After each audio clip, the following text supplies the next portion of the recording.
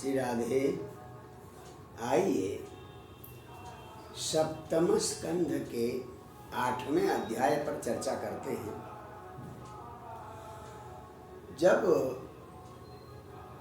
दैत्य बालकों से अध्यात्म की चर्चा होने लगी तो संडमर्क जो गुरु थे उनको लगा कि सारे दैत्य बालक एकांत भक्त होने लगे, चुपचाप एकांत में रहने लगे, बोलना चालना भी कम, चिंतामग्न रहने लगे। तो ये लग गया कि ये तो प्रहलाद का असर अन्य बच्चों पर भी पड़ रहा है।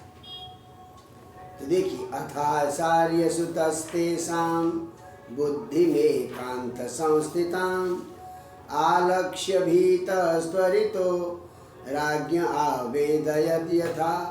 जब दैत्य बालकों की एकांत बुद्धि को देखा तो भाई ये तो प्रहलाद का असर इन पर पड़ेगा। फौरन जाकर राजा को खबर दी कि भाई अन्य दिव्य बालकों पर भी प्रहलाद का असर पड़ रहा। इतना सुनते ही कोपावेश चलत गात्र, गुस्से के मारे हाथ पैर फड़फड़ाने लगा। अब पुत्र को जैसे भी हो प्रहलाद को मारने के लिए मन बनाया। पहले तो क्षिप्त्वा परुषया वाचा, एकदम गाली गलौच दी प्रहलाद को, बहुत बुरी तरह से और टेढ़ी नजरों से देखता हुआ। जबकि बेचारे प्रहलाद प्रश्रय अवनतम, विनम्रता से झुके हुए थे, शांतम शांत थे, बद्धांजलिम अवस्थितम, हाथ जोड़कर पिता के सामने खड़े थे। ऐसे गुर्राने लगा जैसे पदाहत सर्प, पैरों से ठोकर मारने पर जैसे सर्प फूंकार मारता है, ऐसे फूंकार मारते हुए जोर जोर से सांस लेते हुए कहने लगा। कौन? हिरण्यकशिपु। हे दुर्विनीत मंदात्मन कुलभेद कराधम स्तब्धम मच्छासनोद्भूतम नेष्ये त्वाद्ययमक्षय। हे दुष्ट दुर्विनीत ढीठ मंदात्मा, कुलभेद कर, हमारे कुल में भेद उत्पन्न करने वाला आदम। स्तब्धम, बड़ा ढीठ है, मच्छासन उद्भतम, मेरी आज्ञा का उल्लंघन करने वाला।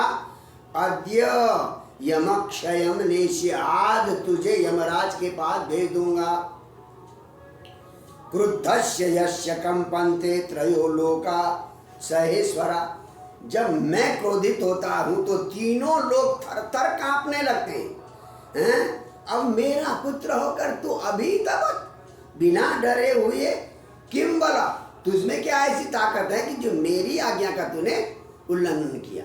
सारे तीनों लोग के सारे देवता, इंद्र, वरुण, कुबेर आदि थर थर कांपते हैं और मेरी आज्ञा का पालन करते हैं। आज तू मेरा पुत्र होकर किस ताकत से तू मेरी आज्ञा का उल्लंघन कर रहा है? ऐसे गुर्राते हुए प्रहलाद से पूछा। प्रहलाद जी हाथ जोड़कर कहते, न केवलम मे भवतश्च राजन सवै बलम बलिनाम चापरेषां शैव विश्वं परमः स्वशक्तिभिः सृजत्यवत्यत्ति गुणत्रयेष। हे राजन, केवल मेरी और आपकी ताकत का नहीं है, अपरेषां बलेषां बलम, संसार में जितने बलवान है उन सब का बल उसी परमात्मा है।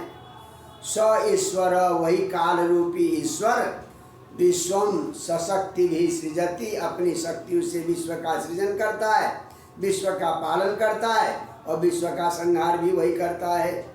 इसलिए जय्यासुरम भाव, ये आसुरी विचार को छोड़ दो। समम मनोधत्स्व, मन को समान बनाओ, सबको बराबर दृष्टि से देखो। हाँ, तो इसलिए न संति विद्धि, सबको बराबर देखा तो आपका कोई शत्रु रहेगा ही नहीं। अब देखो, शत्रु असल में हमारे पास है। कहते हैं पुदस्युन पुराशन्न विजित्य लुम्पतो, 6 शत्रु हैं जो हमें हमेशा लूट रहे हैं। काम, क्रोध, लोभ, मोह, मद, मात्सर्य, ये शत्रु हैं 6। ये 6 शत्रु हमें नित्य लूट रहे हैं। तो नित्य लूटने वाले इन 6 शत्रु को न जीत कर और दश दिशा जिता मन्यन्ते, हमने 10 दिशाओं पर विजय प्राप्त कर लिया, ऐसा सोचते हैं। अपने अंदर जो 6 शत्रु है उन पर तो विजय नहीं पाया और दुनिया में विजय पाने का ढोंग करते हैं। तो इसलिए आप जितात्मा हो जाओ, कोई आपका शत्रु नहीं है, ऐसा उपदेश देने लगा। कौन? प्रहलाद। अब तो हिरण्यकशिपु से बिल्कुल भी सहा नहीं गया। हिरण्यकशिपु थर थराते हुए, गुस्से से कांपते हुए कहता है, व्यक्तम त्वं मर्तु कामोसि योतिमात्रं विकथसे मुमुर्षूणां मंदात्मन ननुष्यो विक्लवागिर। तू अवश्य मरना चाहता है, तू मरना चाहता है, इसलिए ज्यादा ही बकबक कर रहा है। और जो मरने वाला होता है ना, वो ऊट पटांग बोलने लगता है। तेरी मृत्यु आ गई है तो ऊट पटांग बोल रहा है। अरे मंदभाग्य, अरे अभागे, जो तुझने कहा कि मेरे अलावा कोई ईश्वर है, मदन्य जगदीश्वर, मेरे अलावा भी जगत का कोई ईश्वर है, क्वासौ, कहाँ है वो? अगर मेरे अलावा जगत का कोई स्वामी है सर तो सर्वत्र, यदि स सर्वत्र, अगर तेरा वो जगत का ईश्वर अगर सब जगह है तो कस्मात खंबे नहीं, इस खंबे में क्यों नहीं दिखाई दे रहा? तेरा भगवान, तेरा ईश्वर अगर सर्व जगह है तो इस खंबे में क्यों नहीं दिखाई दे रहा नालायक? इस तरह से चिल्लाने लगा। सोहम विकथमानस्य शिरः काया धरामि ते गोपायत हरिस्वाद्य यस्ते शरणमीप्सित। अब तू बकबक कर रहा है ना, अभी तेरा सिर धड़ से अलग कर देता हूँ, आजा तेरा मालिक, और तुझे बचा ले, जिसके शरण में गया है ना वो बचा ले, अभी तेरा मैं सिर अलग करता हूँ। एवं दुरुक्तै मुहुरर्दयन् रुषा सुतं महाभागवतं महासुर खड्गं प्रगृह्योत्पतितो वरासनात् स्तम्भं तताड़ाति बल स्वमुष्टिना। ऐसे गुस्से से तमतमाते हुए जाकर उस खंबे पर एक जोर से मुक्का मारा। किसने? कि अगर तेरा भगवान है तो इस खंबे में क्यों नहीं दिखाई दे रहा? खंबे में जोर से मुक्का मारा। खंबे में मुक्का मारना था, भयंकर ऐसी आवाज आई खंबे में मुक्का मारने पर। खड्गं प्रगृह्योत्पतितो तदैव तस्मिन् निनदोति भीषणो बभूव येनांडकटाहमस्फुटत्। इतनी आवाज आई, ऐसा लगता जैसे ब्रह्मांड ही फट गया हो। खंबे में मुक्का मारने पर इतनी जोर से आवाज आ गई तो सारे देवता, इंद्र, वरुण, कुबेर आदि भी सोचने लगे, भाई प्रलय का समय आ गया है, संसार प्रलय होने वाला है। तो इस प्रकार से भयंकर आवाज आ गई। तो उसके बाद क्या देखता है? अंतः सदा सभायां न ददर्श तत्पदम वितत्र सुरेण हरया सुरार्युतपा। तो जब पुत्र को मारने के लिए जब तलवार लेकर चल रहा था तो इतनी भयंकर आवाज सुनकर सारे असुर भी डर गए, थोड़ा कांपने लगे। तो भगवान ने सोचा, मेरे भक्त ने कहा कि मैं सर्वत्र हूँ, उसकी बात को सत्य करना जरूरी है। क्यों भगवान प्रकट हो गए उस खंबे से? देखिए, सत्यम विधातुम निज भृत्य भासितम व्याप्तिम च भूतेषु अखिलेषु चात्मन अदृश्यतात्यद्भुत रूपमुद्भान् स्तंभे सभायां न मृगं न मानुषम्। यानी निज भृत्य भासितम सत्यम विधातुम। अपने भक्त प्रहलाद ने कहा कि भगवान तो सर्वत्र है, इसलिए उसने खंबे में कहा कि यहाँ कहाँ है तेरा भगवान? मारा तो यहीं से निकलना उचित है, ताकि मेरे भक्त की बात सही हो जाए। और दूसरी बात, व्याप्तिम च, भगवान सर्वव्यापक है, ऐसा कोई भी स्थान नहीं है जहाँ पर भगवान का अस्तित्व न हो। एक तो भक्त की बात रखना, एक अपनी सर्वव्यापकता दिखाना। इसके लिए तो स्तंभे, उस खंबे में से, सभायाम सभागार है, बीच में खंबा है, उस खंबे में अद्भुत रूपम उद्भवन, बड़ा विचित्र रूप धारण करते हुए। कैसा था? देखने में न तो पशु है न मनुष्य है, यानी आधा पशु और आधा मनुष्य, ऐसा रूप दिखाई देने लगा सबको।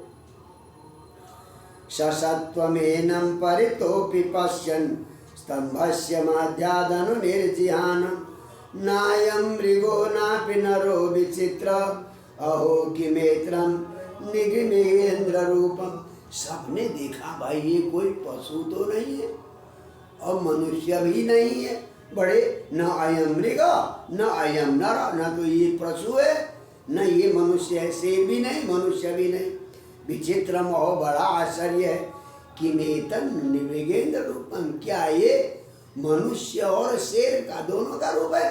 मृगेंद्र, मनुष्य भी और सिंह भी दोनों का रूप है क्या? इस प्रकार से सब लोग आपस में विचार कर रहे थे। तो तब जो कैसा दिख रहा था, कहते भगवान नृसिंह का रूप कहता था प्रतप्त चामी करचंड लोचन, तपे हुए तपाए हुए सोने की तरह आंखें चमक रही थी। किसकी? भगवान नृसिंह की। कराल दृष्टम, भयंकर दाढ़े थी।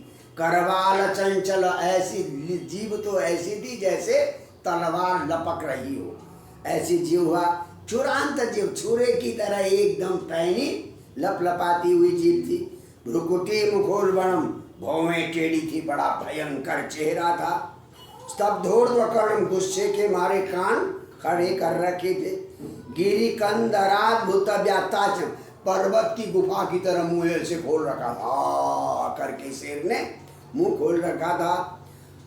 अनुभेद भीषणम, पर्वत नीचे थोड़ी दिख रही, ऐसा भयंकर मुंह था। ऐसे विचित्र आधा मनुष्य और आधा शेर को देखा। अब हिरण्यकशिपु में चिंता में पड़ने लगा। वरदान मांगा था ना, बड़ी बुद्धिमत्ता से बड़ा दिमाग लगाकर मांगा था कि ब्रह्मा की सृष्टि में से कोई किसी के हाथ से न मरो। तो देखता प्रायेण मेयम हरिणोरुमा, अरे उस मायावी हरि ने मुझे मारने के लिए ये स्वरूप धारण किया है क्या? हाँ, इतना कहते हुए हाथ में तलवार क्या नाम गदा लेकर सिंह के प्रति दौड़ पड़ा। कौन दौड़ पड़ा? हिरण्यकशिपु। कहते हैं अलक्षितोग्नौ पतितः पतंगम, जैसे पतिंगा दीपक की ओर दौड़ जाता है। दीपक के पास पहुंचकर क्या होगा? पतिंगा जलकर खाक हो जाएगा। तो ऐसे ही दीपक की ओर, नृसिंह की ओर वो हिरण्यकशिपु चल पड़ा। अब दोनों में युद्ध होने लगा। किसमें? नृसिंह भगवान और हिरण्यकशिपु में। तम विक्रमंतम सगदम गदाधरो महोरगम तार्क्षसुतो यथाग्रहीत सतस्य हत्कोत्कलितस्तदासुरो विक्रीडितो यद बहिरर्थ गरुत्मत। यानी खूब गदा से वो विक्रम दिखा रहा था, अपना युद्ध कौशल दिखा रहा था। भगवान ने ऐसे पकड़ा जैसे सर्प को गरुड़ पकड़ लेता है। इधर से उधर फणा मारते हुए सर्प को जैसे तारकच्युत गरुड़ जी पकड़ते हैं, तो उसके हाथ से निकल कर वो बाहर आ गया। तो इस प्रकार से अब दोनों में युद्ध होने लगा। तो अंत में फिर भगवान ने हाथ से पकड़ा। विश्वक स्फुरंतम ग्रहणातुरम हरि व्यालो यथा कुंकुल साक्षतत्वचम द्वार्यूर आपात्य ददार लीलया नखैर्यथा हिम गरुड़ो महाविषम। तो अब छटपटा रहा था, पकड़ लिया हाथ से। किसने? भगवान नृसिंह ने। और कैसे पकड़ा? जैसे ब्याला आँखों, जैसे सर्प चूहे को पकड़ता है वैसे को। जबकि उसकी जो चमड़ी थी कैसी थी?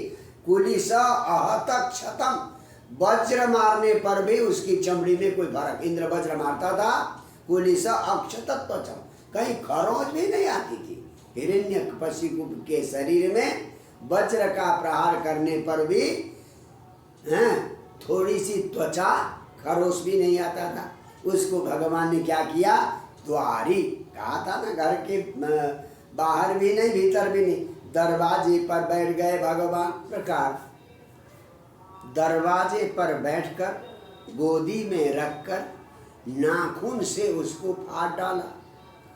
जब हिरण्यकशिपु शांत हो गया तब सारे देवता और अप्सराएं आई और भगवान के ऊपर पुष्प की वर्षा करने लगे।